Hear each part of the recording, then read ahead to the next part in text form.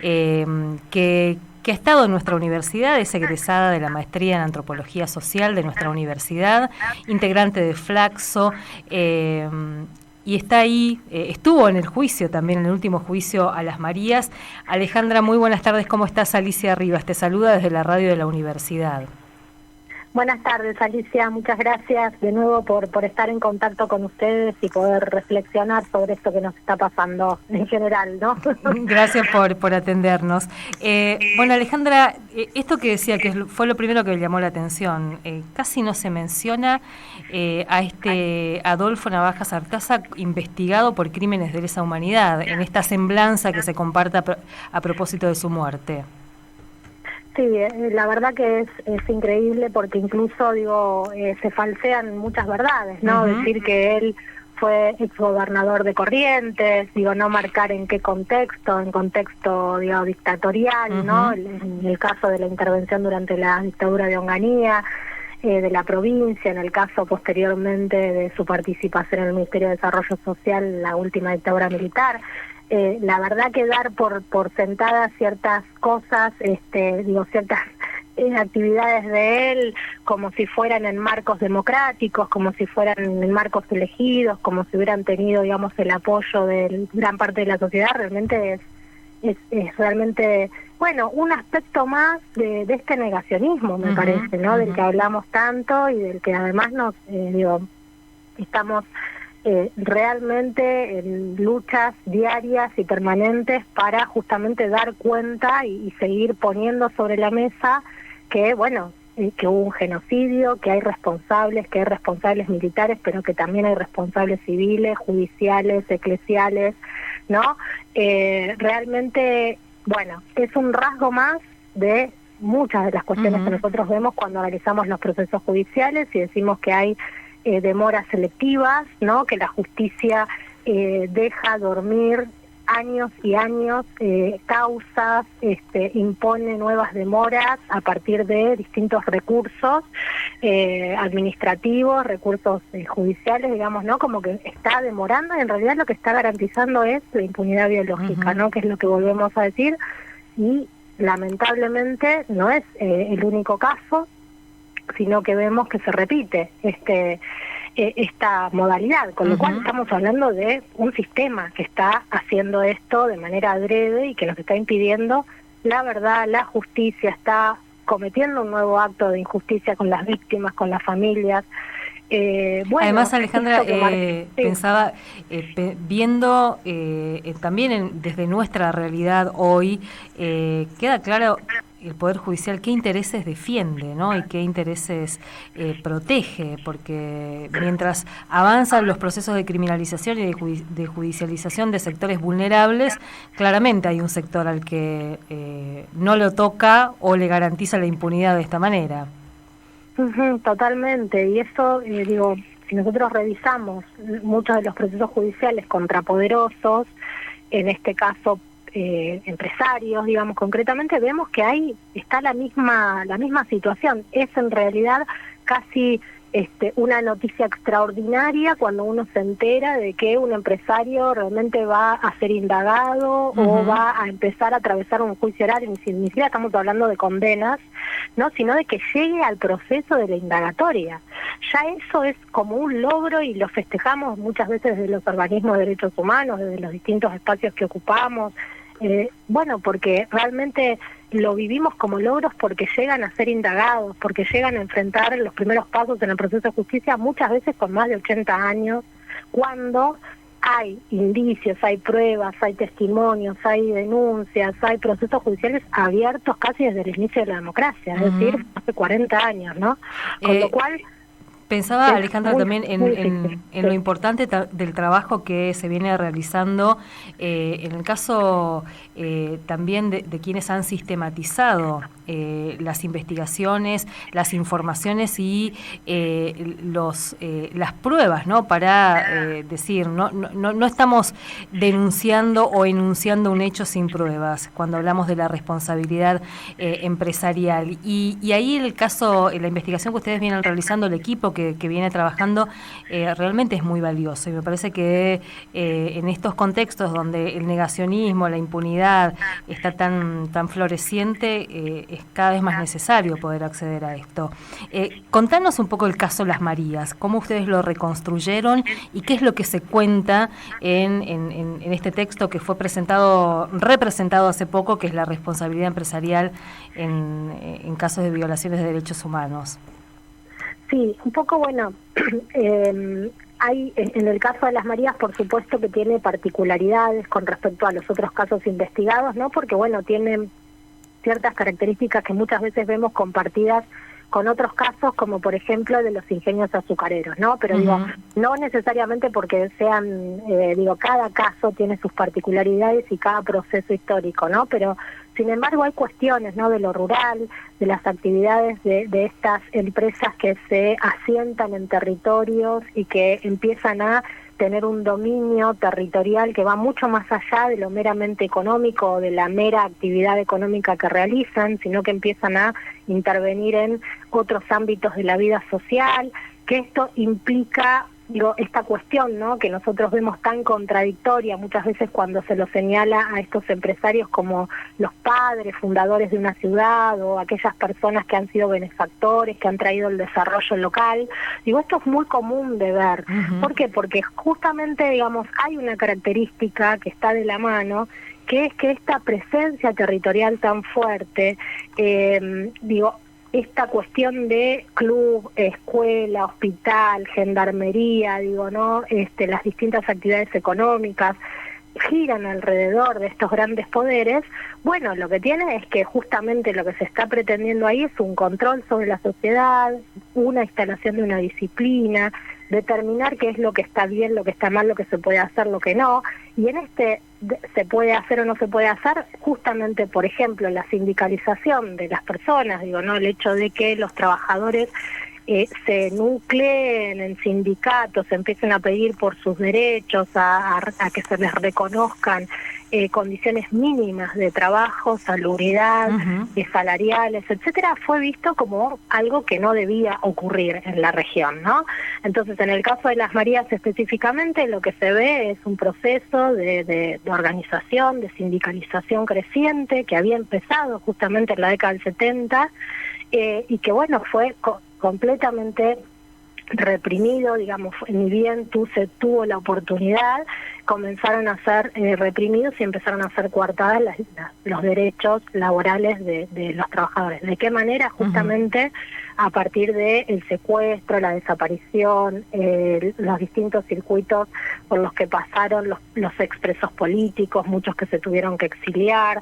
Sin embargo, todo esto no fue visto y analizado hasta hace relativamente poco, ¿no? Si bien muchas veces se denunciaba desde el principio de la democracia, que habían sido los trabajadores y las trabajadoras muy objetivos, claros de la represión dictatorial, es hasta hace algunos años que empezó a ponerse mucho más sobre la mesa esta cuestión y a poder dar cuenta de que la actividad sindical, las luchas sindicales eran por sí mismas lo que se buscaba reprimir, que también existían las organizaciones políticas, por supuesto, ¿no? Y político-militares en los territorios, pero gran parte de las personas que fueron víctimas del terrorismo de Estado, de delitos de lesa humanidad, eran delegados sindicales, eran trabajadores, eran trabajadoras, y ellos y su familia, ¿no? Porque también hay como una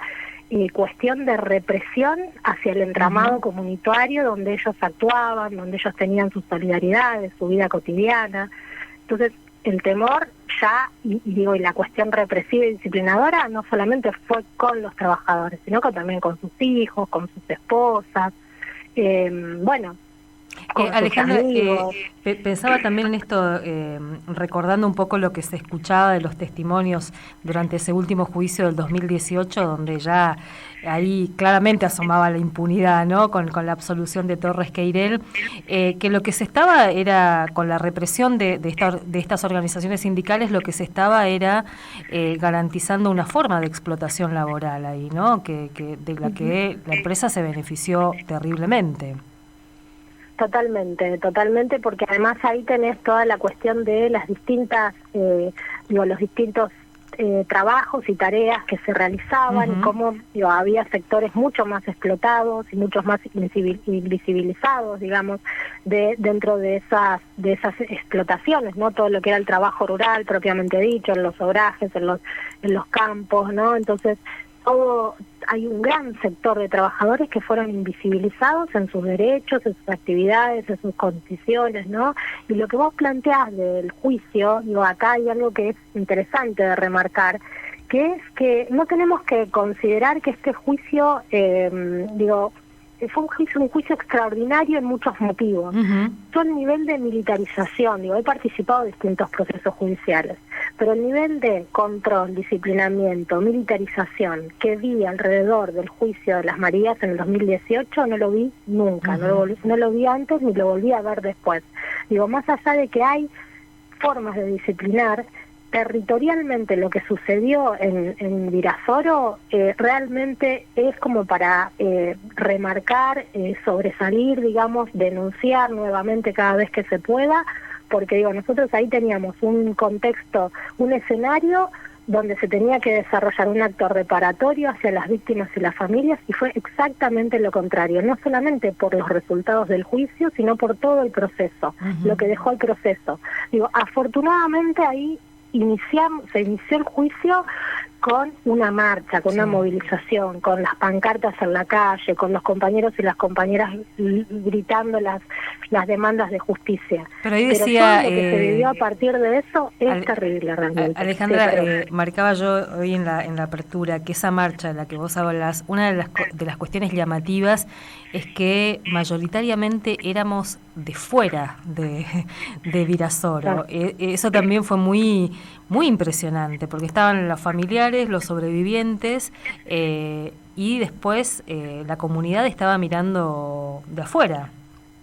Estaba mirando por la ventana, claro. Entonces, ¿no? Que eso, me acuerdo que todavía se comentaba, como que había habido incluso grupos de WhatsApp donde se estaba comentando que estaba pasando esta marcha, o nosotros veíamos que se asomaban por la ventana. Bueno, esto nos tiene que servir para pensar todas las dificultades actuales, ¿no? De ese silenciamiento inicial, de ese momento histórico tan fuerte y tan, cuando dicen que ya pasó y que por qué volver atrás, y por esto tenemos que volver atrás, porque es posible que hoy en día una comunidad no pueda ver como propio una demanda de justicia para que no maten a sus trabajadores, o que no lleven presos a sus trabajadores porque hicieron una huelga, o porque se organizaron, o porque tuvieron el coraje y la valentía de armar un sindicato, ¿no? Entonces que esto no esté siendo posible de visibilizar y de alguna manera reivindicar, bueno, es un problema que nos habla del presente, no nos habla del pasado, ¿no? Entonces ahí es donde nosotros tenemos que siempre como ser muy claros y tener cada vez más claro nosotros mismos que cuando hablamos de lo que pasó hace 40 y pico de años, estamos hablando también de las posibilidades del presente, ¿no? Y de todo lo que nos queda en ese trabajo de recuerdo y de memoria, y de justicia, todo lo que esto trae hacia el presente y hacia el bienestar futuro, ¿no? Me parece que eso es fundamental. Alejandra, para terminar, porque estamos un poco abusando de tu tiempo, porque estás recuperándote del COVID y sabemos lo que eso implica. Así que bueno, pero para terminar, si tuvieras que caracterizar al establecimiento de las Marías y particularmente a Adolfo Navajas Artaza en esa etapa de nuestra historia, ¿cómo habría que recordarlo? Bueno, yo creo que uno de los compañeros escuchaba hoy uno de sus mensajes, que fue preso político, decía Pablo Franco, decía justamente que que hay que recordarlo como un genocida, que hay que recordarlo no como un empresario bondadoso, sino justamente con toda esa carga. ¿Por qué hay que recordarlo así? Porque es la parte la parte ocultada, la parte negada, la parte que no la conocemos, que no sabemos, pero que existe, y que también en parte ese poderío se construye, en realidad ese poderío se construye a partir de toda esa parte negada de esa parte disciplinadora, represiva, autoritaria, violenta, ¿no? Que está sosteniendo todo lo otro. Entonces, me parece que tenemos que poder recordar esto y caracterizar esto y seguir trabajando, porque además hay un montón de testimonios que seguramente no han sido todavía, no son conocidos por nosotros. Montones de familias que deben tener muchas historias para contar y que a partir de poder poner en palabras ciertas experiencias que se vivieron en ese momento, creo que ese es el inicio de posibilidad de transformación también de esto, de fortalecernos y de pensar que que hay otras maneras y que tenemos posibilidades como sociedad de salir de ese momento de ocultamiento, de injusticia, de violencia extrema, ¿no? Y tenemos responsabilidades también, ¿no? Como sociedad.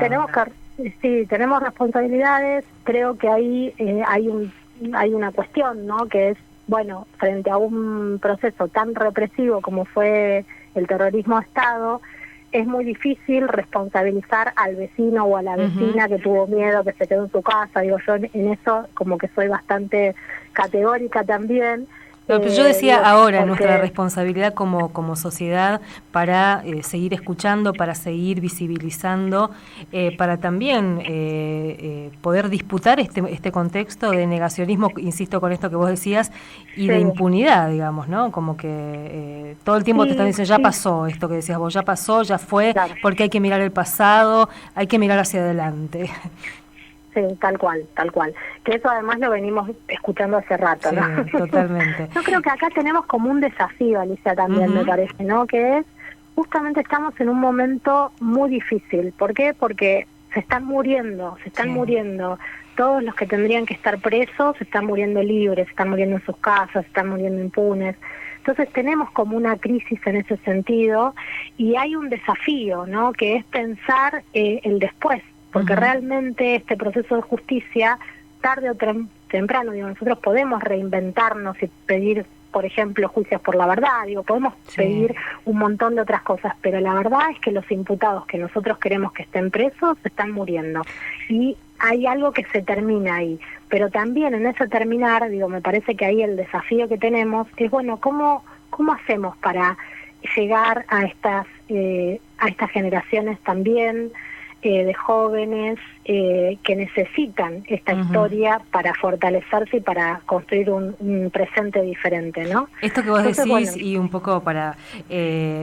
recordaba la mañana esa de la absolución de Torres Queirel, cuando volvíamos a la casa de Hilda Pressman, en Corrientes, de la Red de Derechos Humanos de Corrientes, y Jorge Neris, el hijo de Neris, justamente uno de los desaparecidos, de Jorge Pérez, hijo de Neris Pérez,